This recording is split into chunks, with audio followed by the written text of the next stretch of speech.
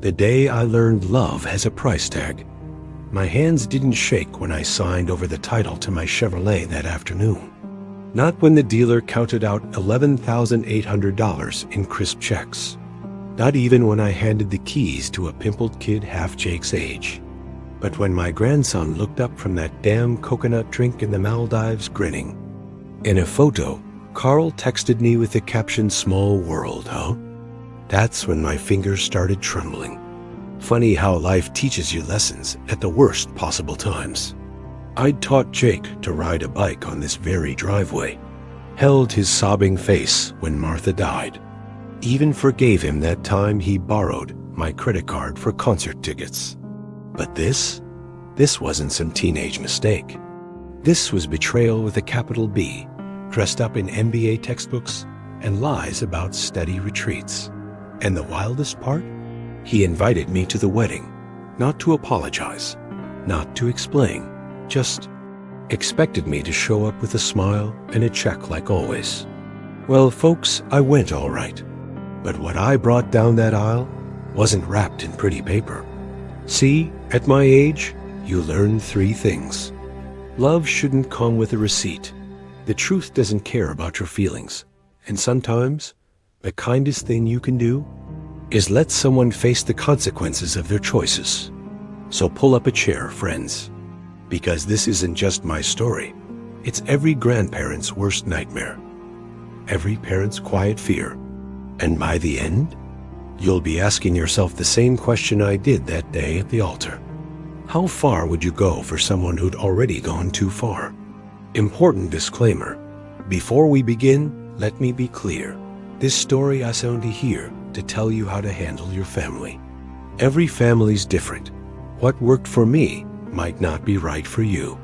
Some grandkids are angels, others ... Well, you'll see. Take this as entertainment, not advice.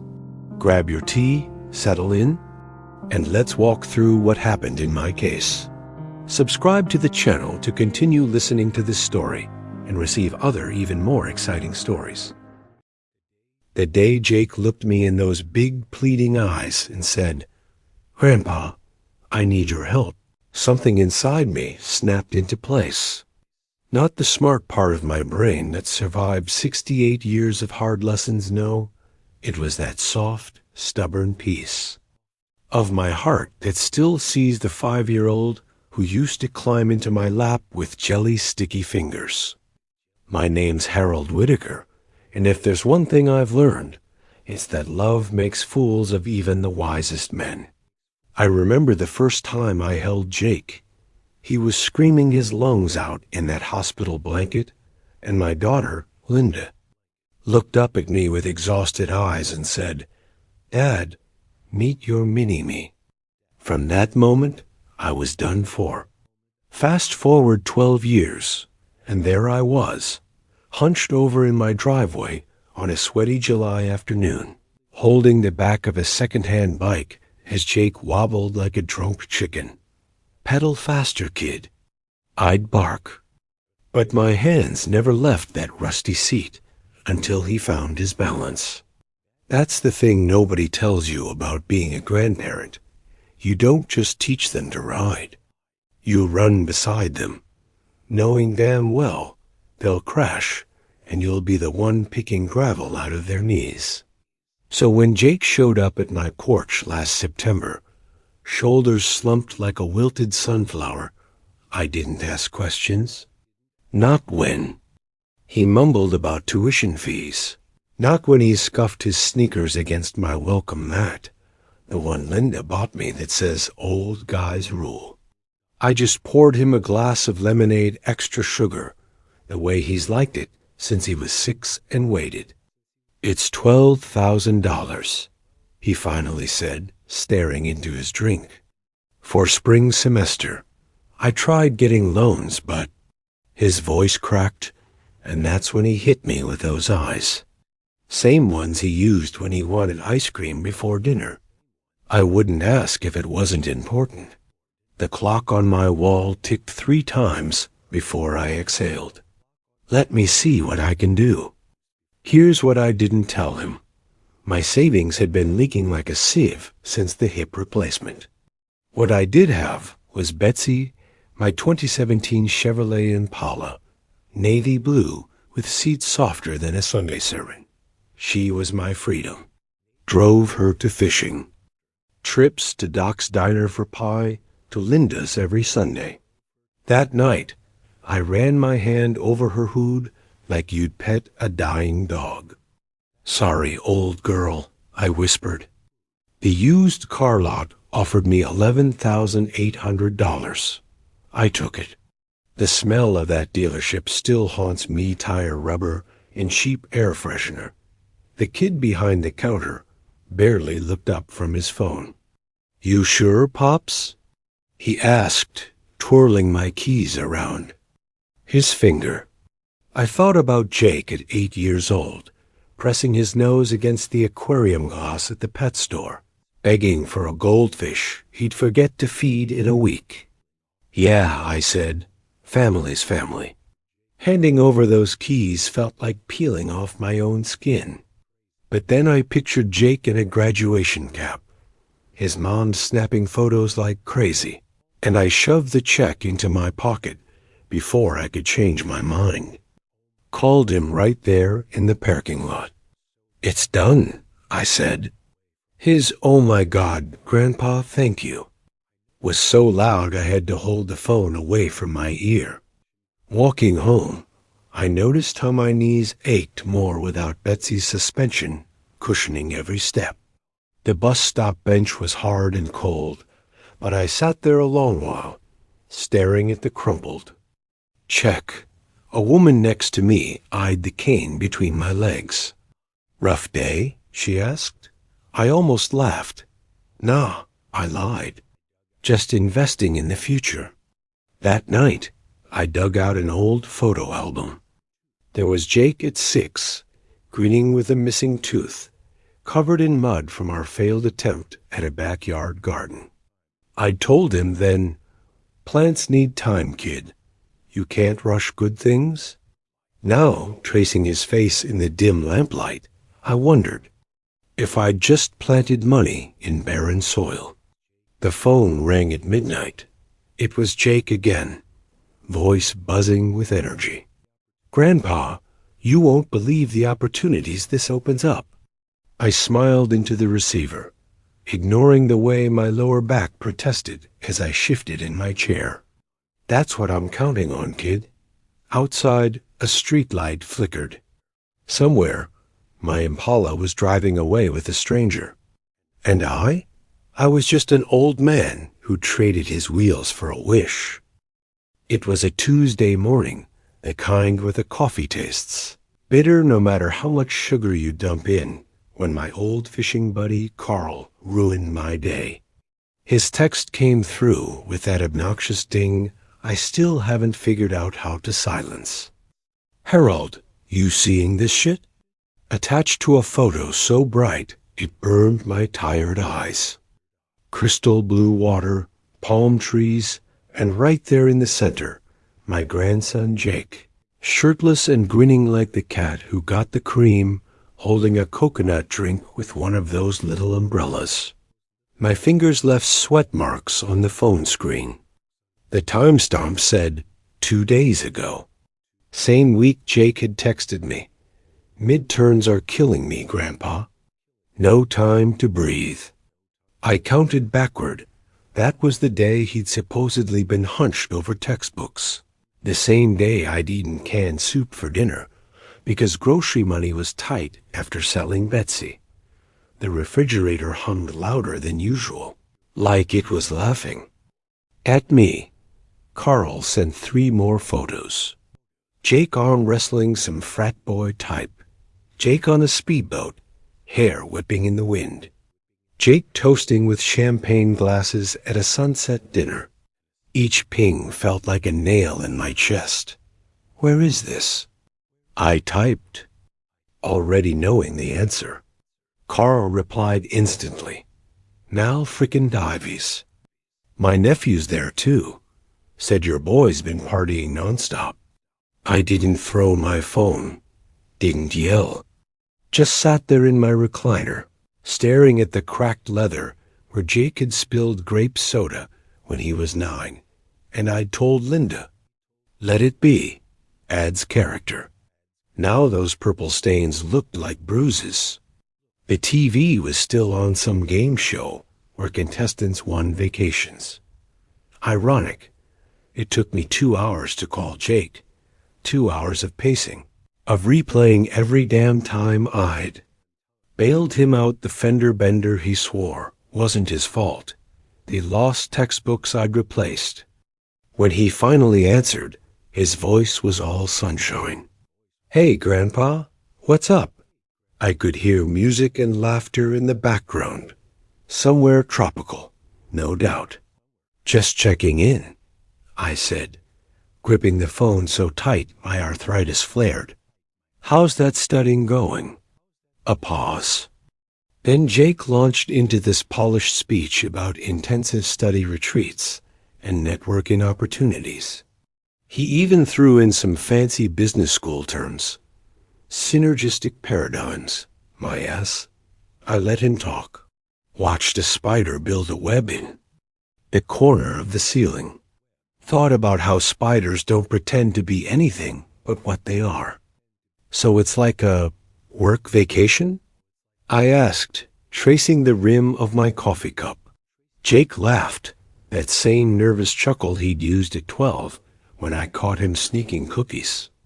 "More like investment in my future, you know." The background noise shifted to waves crashing. My stomach soured. And this investment involved coconut cocktails?" Dead silence.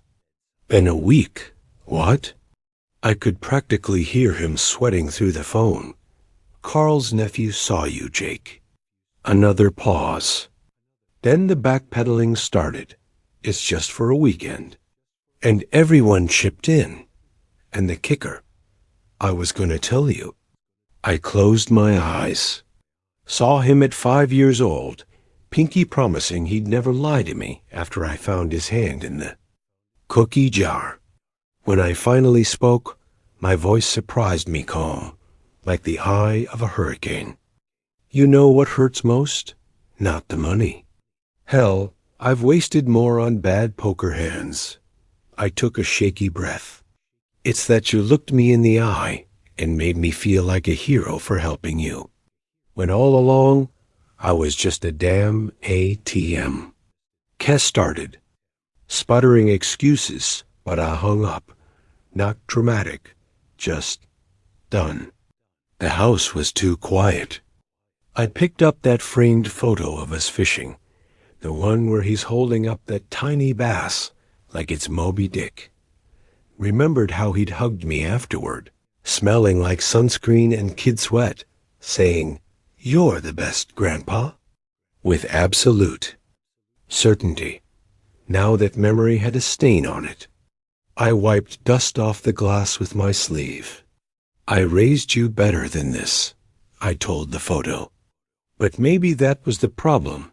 I'd raised him to expect the world would always bend over backward. For him, and for me, it always had. The phone stopped ringing after 2 weeks. Jake's name had flashed across my caller, ID 14 times before the silence settled in.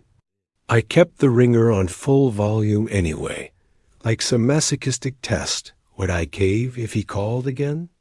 The old Harold would have. The old Harold had once driven through a snowstorm at 3 a.m. because Jake texted, "Can you bring chicken soup?" from his dorm. Now, I left my flip phone on the kitchen counter like a landmine I'd already stepped on. Linda noticed first. She barged into my house every Sunday like clockwork ever since her mother passed. She'd treated me like some fragile antique that needed dusting. This time, she came bearing Tupperware of lasagna and that pinched look she gets when she's working up to something. "Dad," she said, slamming the fridge door harder than necessary. "Jake says you're not returning his calls." A casserole dish clattered onto my formica countertop, releasing garlic and betrayal into the air. I stabbed my fork into the lasagna. Good means he's counting. Linda's sigh could have powered a small wind turbine. What's that supposed to mean? I let the silence stretch between us, counting the ticks of a cat-shaped clock she'd bought me as a joke last Christmas. The lasagna tasted like cardboard, but I kept chewing. Some habits die hard, like pretending your kid's cooking doesn't suck. He told me about the misunderstanding, Linda said, air quoting with her fingers. I nearly choked. Misunderstanding? Linda, the boy took my car money and blew it on my ties. She flinched, but rallied fast. My daughter's always been stubborn as a mule, just like me. He's 20 years old, Dad. Don't you remember what we were like at that age? I remembered. All right. At 20, I was hauling cinder blocks at a construction site to pay for Linda's diapers. The argument spiraled from there. Linda played every card. He's just a kid. He's not. Everyone makes mistakes. This wasn't a whoops forgot to call mistake, and the nuclear option, Mom would have forgiven him. That one landed like a gut punch. My Martha had been the soft touch, always sneaking Jake candy after I'd put him in timeout. But Martha wasn't here anymore, and neither was the boy who'd cried at her funeral holding my hand. By the time Linda left, slamming the screen door hard enough to rattle my World War II souvenir plates, I felt 80 years old instead of 68. The uneaten lasagna congealed in its dish, tomato sauce bleeding into the noodles.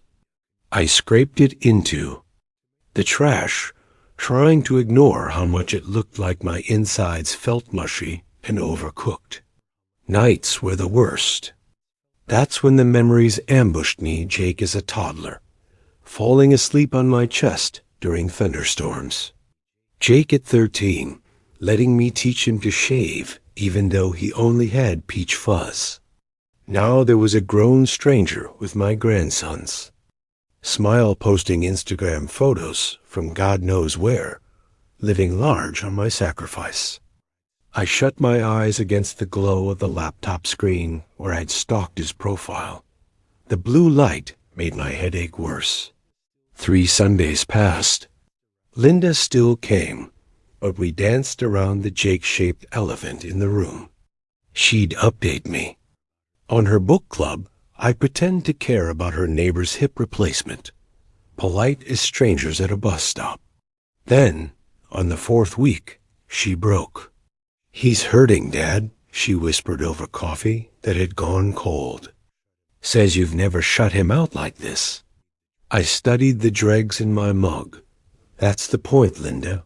I never said no to him. Not once. The realization tasted bitter. All those years of being the fun grandpa, the yes man, the human piggy. Bank-eyed thought I was giving him love. Turns out I was just feeding a monster of entitlement. One, of course, kiddo, at a time. When Linda reached for my hand, I let her take it. Her fingers were warm, just like Martha's used to be. What do you need? She asked, and for the first time in decades, I told the truth. Time, not to forgive, not to forget, but to figure out how to love Jake without letting him destroy us both. Outside, a thunderstorm rolled in. The first drops hit my roof like hesitant knocks. I wondered if Jake was somewhere dry, and if he missed me, and if that even mattered anymore. The ivory envelope arrived on a Tuesday, the kind with fancy raised lettering that costs extra at the stationery store. My name, Mr. Harold Whitaker, swirled across the front in gold ink that shimmered under my porch light. For a solid minute, I just held it, feeling the weight of expensive paper and unspoken expectations. The return address sticker said, Jake and Emily, with little hearts dotting the I's. My thumb smudged one as I tore the flap open. Inside, a photo fell out first. Jake, clean-shaven and grinning in a tux, gripping the waist of some blonde girl I'd never met. They stood in front of one of those fake sunset backdrops photographers use. The invitation itself was thick as a Bible page, together with their families ... It began like we were all one big happy clan.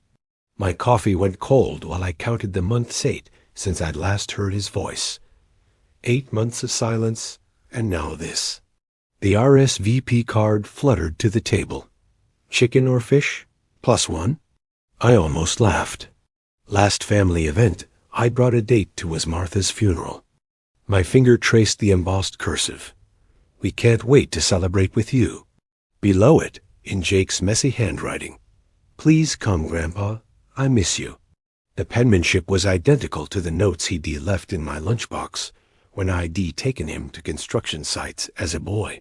That night, I dug out the shoebox of photos from under my bed.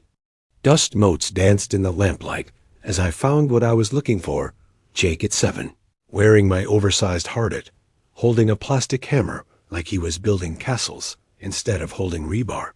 Back when he thought I hung the moon. The contrast with the tuxedoed stranger in the wedding photo made my chest ache. 3 days passed with the invitation propped on my TV tray. I'd pick it up, put it down, repeat. On the 4th morning, I caught myself humming "Here Comes the Bride" while scrubbing my cast-iron skillet. That's when I knew I'd already decided. Not for Jake, not for Linda, but for me. I wasn't going as a victim or a prop. I was going as Harold Whitaker, the man who'd survived worse than a grandson's betrayal. The library was quiet when I settled into my usual corner desk, the one with the carved initials of teenagers I'd outlived. Mrs. Alvarez, the head librarian, raised an eyebrow when I asked for their finest stationery. Writing someone special? She asked. I almost said, someone who used to be special, but just nodded. The paper she produced was simple but sturdy, like the wool blankets my generation was raised on. My pen hovered over the page for 10 full minutes. This wasn't going to be some angry rant, not a guilt trip either, just truth. I started with the facts. Jake, when you asked for tuition money, I sold my car. When you lied, I sold my pride. The words flowed easier than I expected, like lancing a boil that had been festering too long. I wrote about teaching him to ride that damn bike, about the goldfish he'd neglected, about how trust isn't a renewable resource. Halfway through, my vision blurred. Not from tears from the damn bifocals. I took them off, rubbed the bridge of my nose where they'd left grooves. The clock above the circulation desk ticked loudly. It reminded me of Jake's first time out, how he'd stared at the kitchen timer like it was his mortal enemy. 5 minutes is forever when you're 5, I'd told him. Now here I was, learning that 8 months isn't long enough to unlove someone. I sealed the envelope before I could second-guess myself. No return address. Just for Jake in my shaky block letters. The stamp tasted bitter when I licked the cheap glue and bureaucracy. As I dropped it in the mailbox outside the post office, a kid on a skateboard whizzed by, headphones blaring. For a wild second, I thought it was Jake at 16. Then reality reasserted itself. The boy was a stranger. My grandson was becoming one too. Back home, I ironed my one good suit. The fabric smelled faintly of mothballs and the cologne I'd worn to Martha's funeral. I hung it on the closet door where I'd see it every morning. Some men might have bought a new tie for the occasion. Not me. This wasn't a celebration. It was a reckoning. The invitation said the ceremony started at 4 p.m. sharp. I'd be there at 3:45. Not early, not late, just present. Let Jake make of that what he would. The wedding venue smelled like gardenias and money. Crystal chandeliers dripped from the ceiling, and waiters in black tie carried trays of champagne flutes so delicate I feared they'd de-shatter if I breathed too hard. I adjusted my tie, the same one I'd de-worn to Linda's wedding 30 years ago, and took my seat in the third row. Not family enough for the front, not distant enough to hide. Perfect. Jake didn't see me at first. He was too busy grinning at his bride, her white dress swallowing half the aisle. When he finally noticed me during the procession, his smile faltered for half a second, just long enough for me to know my presence wasn't just a surprise. It was a reckoning. The ceremony passed in a blur of vows and violin music. I kept my hands folded over the envelope in my lap, the paper growing damp under my palms. When the officiant announced the reception, I followed the herd to a ballroom where centerpieces cost more than my monthly Social Security check. Dinner was steak or salmon. I chose steak rare, the way Martha used to cook it. 2 bites in, the best man stood to toast. To Jake and Emily, he slurred, raising a glass. The king and queen of adventure, the crowd whooped. I waited for someone to mention character. No one did. Then it was the family's turn. Jake's father-in-law droned on about legacy. Linda shot me pleading looks. When the microphone passed to me, the rune's chatter died. I stood slowly, back popping like a firecracker. Jake, I began, pulling the letter from my pocket. The paper crackled in the silence. You asked me here to celebrate. But first, there's something you need to hear. I unfolded the pages, my voice steady as a surgeon's hand. When you asked for tuition money, I sold my 2017 Chevrolet Impala. Not a fancy car, but it was my freedom. I kept reading. I'm not here for apologies. I'm here so you'll know real men don't steal from old fools who love them. The words hung in the air like smoke. Somewhere, a glass shattered. Jake's frat buddies stared at their shoes. His new mother-in-law looked ready to spit fire. I folded the letter neatly, tucking it back in my jacket. This isn't a gift, I said, meeting Jake's widened eyes. It's the truth. Treat it better than you treated my trust. The microphone squealed as I set it down. I walked out through a tunnel of stunned silence, past the ice sculpture melting into oblivion. Linda called after me, but I didn't turn. Outside, the valet gaped when I asked for a cab instead of a car. As we pulled away, I caught one last glimpse of the venue Jake framed in the doorway, his perfect day in ruins, finally understanding what $11,800 worth of consequences looked like. The phone had been ringing all morning. Each shrill burst like a woodpecker, attacking my skull. Linda's name flashed on the caller ID for the 7th time since dawn, her persistence outmatched only by my stubbornness. I let it ring while scrubbing last night's dinner dishes, the warm water turning my knuckles pink. Through the kitchen window, I watched Mrs. Hendrickson's tabby cat stalking birds in my yard, the same way Linda was stalking me, though with less grace. The voicemail notification chimed as I dried my hands on the faded world as okayest grandpa towel Jake had given me last Christmas. Irony tasted bitter with my morning coffee. When I finally listened to the messages, Linda's voice had that frayed edge quality she inherited from her mother. Dad, you have to call me back. Emily's parents are demanding answers, and Jake's. A pause filled with static. He's not handling this well. I deleted it, remembering another message from years ago. Jake at 12. Whispering into our answering machine after breaking my garage window. Grandpa, it was an accident. Please don't be mad. Back then, I'd called back immediately. Today, I watered Martha's spider plant instead, its tendrils trembling under the spray like guilty consciences. The grocery store offered no sanctuary. Marjorie Thompson cornered me by the dented cans bargain bin casualties, like my dignity. Saw your new granddaughter-in-law at the bank, she murmured, clutching a coupon binder. No wedding band. Eyes puffy as week-old bread dough. She didn't mention Jake, but the unsaid words hung between us like spoiled fruit. I selected a can of chicken noodle, the kind Jake loved when he was sick, then put it back. Some traditions deserve to die.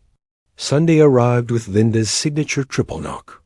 She barged in holding a Pyrex dish of tuna casserole, the top crust burnt black at the edges, a perfect metaphor for her parenting skills.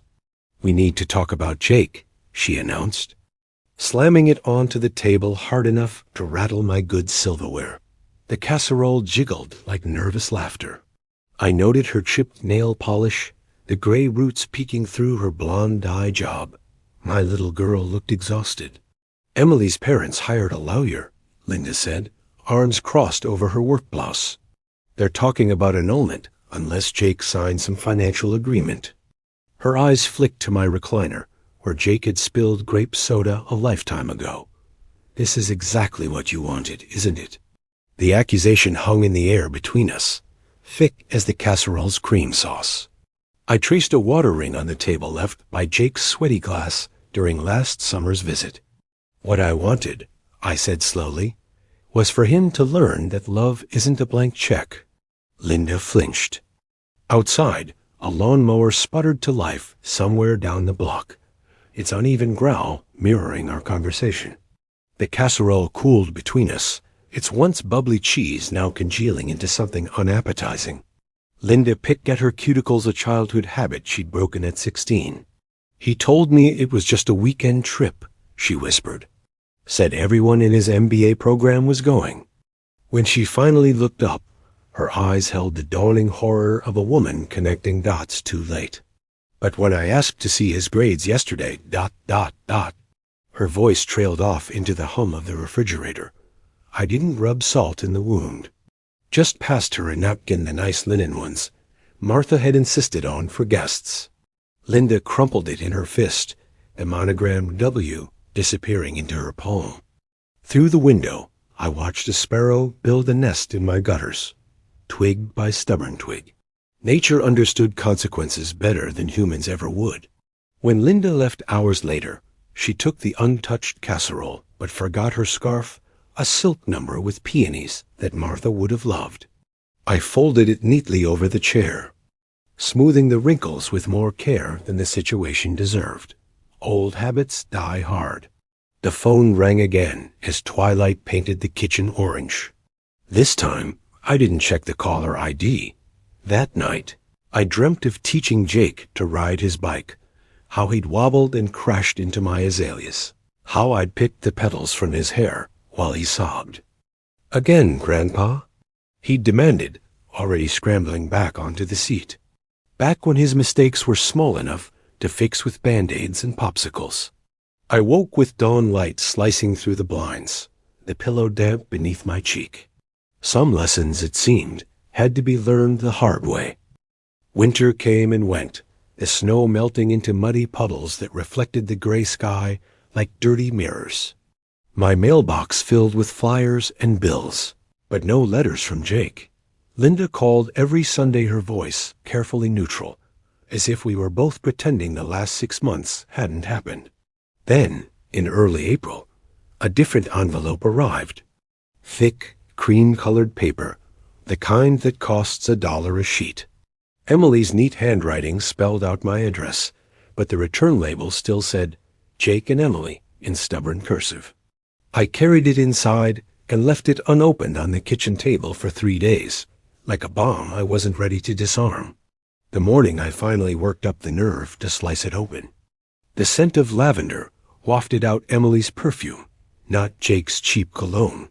The note was brief, just 5 lines.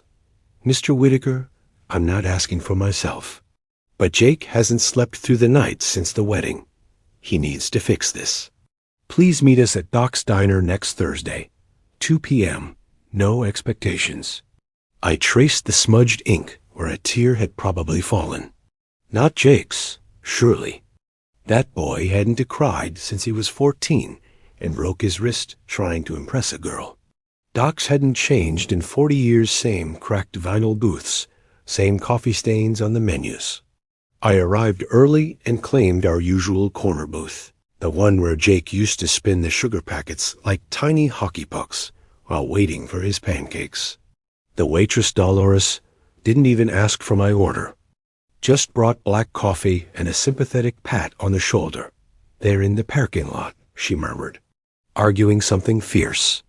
Through the smudged window, I saw Emily stabbing a finger at Jake's chest, her mouth moving fast. Jake stared at his shoes like a scolded child. Some things never changed. They entered like actors taking the stage after a bad review. Jake's suit jacket strained across his shoulders. He'd put on weight. Emily's left hand was conspicuously bare, her wedding band absent. "Thanks for coming," she said, sliding in across from me while Jake hovered awkwardly. Up close, I could see the purple shadows under her eyes, the way her blouse hung loose. She looked like a woman who'd aged 5 years in 6 months. Jake, meanwhile, smelled like mouthwash and desperation. The silence stretched until Dolores came with more coffee. Emily nudged Jake hard enough to slosh his cup. "I've been selfish," he blurted, the words clearly rehearsed. "I took advantage of you." His fingers drummed the table in a nervous rhythm I recognized from his childhood. Piano lessons always rushing through the hard parts. I sipped my coffee and waited. Jake hated silence almost as much as he hated accountability. Emily exhaled sharply and took over. "We've been in marriage counseling," she said, stirring creamer into her cup with military precision. "The therapist says Jake has a—" She glanced at him, then back at me. "Pattern of avoiding consequences." A bitter laugh escaped me. Took a professional to figure that out? Emily's cheeks flushed, but she continued. "He needs to make amends. Starting with you." Jake winced like she'd kicked him under the table. For the first time, Jake looked me in the eye. "I thought you'd never find out about the money," he admitted, voice cracking. "And when you did, I figured you'd just forgive me like always." The raw honesty startled me more than any apology could have. Outside, a truck backfired, making us all jump. Jake used the noise as cover to swipe at his eyes. "I don't know how to fix this," he whispered. Dolores chose that moment to deliver a slice of apple pie, Jake's favorite, though I hadn't ordered it. The cinnamon scent filled the booth, transporting me to 100 after-school treats. I pushed the plate toward Jake. "Start by eating your damn pie," I said. He blinked, then let out a wet chuckle. Emily's shoulders relaxed half an inch. We talked for 2 hours about the counseling, about Emily's parents, who'd insisted on the postnup, about Jake's job at an insurance firm, where nobody knew he'd been the villain in a wedding scandal. Not once did I say, "I forgive you." Not once did Jake ask me to. But when the check came, I noticed he'd finally stopped drumming his fingers. Progress, not perfection. Walking to the parking lot, Jake hesitated, then hugged me, a stiff, awkward embrace that smelled like starch and regret. Emily hung back, but as I turned to leave, she caught my sleeve. "He's trying," she murmured, "for what it's worth." I nodded, watching a sparrow peck at a discarded fry. Trying wasn't enough, but it was a start. Summer arrived with a vengeance, the humidity clinging to my skin like a second shirt. I was pruning Martha's rose bushes, the ones she planted the year Jake was born, when a familiar engine rumbled up the driveway. Jake's Honda Civic, now with a dented fender and a bumper sticker that read "Caution. Driver accepts constructive criticism." I wiped my forehead with my sleeve and watched him emerge, carrying a cardboard box like an offering. He'd lost the weight he'd gained, and his hair was shorter, almost military neat. "Brought you something," he called out, voice tentative. The Jake who'd swaggered into my house, demanding money, was gone. In his place stood a man who'd learned to knock. Inside, the box revealed 6 bags of premium soil and a new trowel, the exact brand I'd been eyeing at the garden center. "Emily said you mentioned your old one was rusting," Jake explained, hovering near the doorway like he wasn't sure he was allowed further in. I ran my thumb over the trowel's ergonomic grip. Remembering the Christmas he'd gifted me a tie I'd later found crumpled under his bed, the price tag still attached. This was different. He'd listened. That alone was worth more than the Maldives trip had cost. We sat at the kitchen table, where so many lessons had been delivered over peanut butter sandwiches. Jake's knee bounced under the table, rattling the silverware. "I've been seeing the counselor every week," he said abruptly. "Turns out I'm what they call a piece of work." His attempt at humor fell flat, but the effort was there. I pushed a glass of iced tea toward him, the mint leaves from my garden floating like tiny green flags of truce. He took a sip and winced. "Still too sweet?" I asked. He shook his head. "No, it's perfect. Just ... forgot how good it was." The conversation stuttered like an old engine starting up. He told me about his job at the insurance firm, how he'd been passed over for a promotion after the wedding fiasco. "Boss said I lacked integrity," he admitted, tracing the condensation on his glass. "Can't argue with that." Emily's parents had made him sign a post-nup tighter than a drum, and half his college friends had ghosted him. "Funny how fast people disappear when you can't pay for rounds anymore," he joked, but his smile didn't reach his eyes. The consequences had been harsher than anything I could have orchestrated. When the silence stretched too long, Jake reached into his back pocket and pulled out a check. "It's not the full amount," he said, sliding it across the table, "but it's the first installment." The numbers were modest $1,200, probably a month's worth of belt-tightening. I folded it in half and tucked it under the sugar bowl, next to grocery lists and expired coupons. "Trust is earned," I said quietly. "Let's start today." Jake's exhale shook like a leaf in the wind. Later, we walked through the backyard, past the oak tree where I'd hung his childhood swing. The rope had frayed years ago, but the branch still bore the scars. "Remember when you fell off this thing and broke your arm?" I asked. Jake snorted. "You told me crying wouldn't make it heal faster." I nodded, and it didn't, but you still needed to cry. He stopped walking then, shoulders hunched. When he turned, his eyes were wet. "I'm sorry, Grandpa. Really." The simplicity of it cut deeper than any elaborate apology. Dinner was leftover meatloaf and fresh corn from the farmer's market. Jake set the table without being asked, forks on the left, knives on the right, just like Martha had taught him. We ate to the sound of cicadas and the occasional clink of silverware. No grand declarations, no promises carved in stone. Just two men sharing a meal, aware of the fragile bridge we were building between us. When he left, Jake hesitated at the door, keys jingling in his hand. "Emily's pregnant," he blurted out. 3 months alone. The news hit me like a soft punch to the chest. A great-grandchild. Martha's roses would bloom for a new generation. "You'll be a better father than I was a grandfather," I said. Jake shook his head. "No, I'll be better because you are a good grandfather." The porch light caught the silver in his hair. When had that appeared? That night, I sat on the porch with a glass of bourbon, watching fireflies dance over the lawn. The check remained under the sugar bowl. I'd cash it eventually, but not yet. Some debts weren't about money. From inside, Martha's wind chimes tinkled a sound I usually found melancholy. Tonight, it felt like approval. I didn't need revenge. Life had its own way of teaching, and it had schooled Jake harder than I ever could. As for love, well, love only needed a crack in the door to come rushing back in. The cicadas sang their relentless song, the bourbon warmed my throat, and for the first time in over a year, I felt at peace.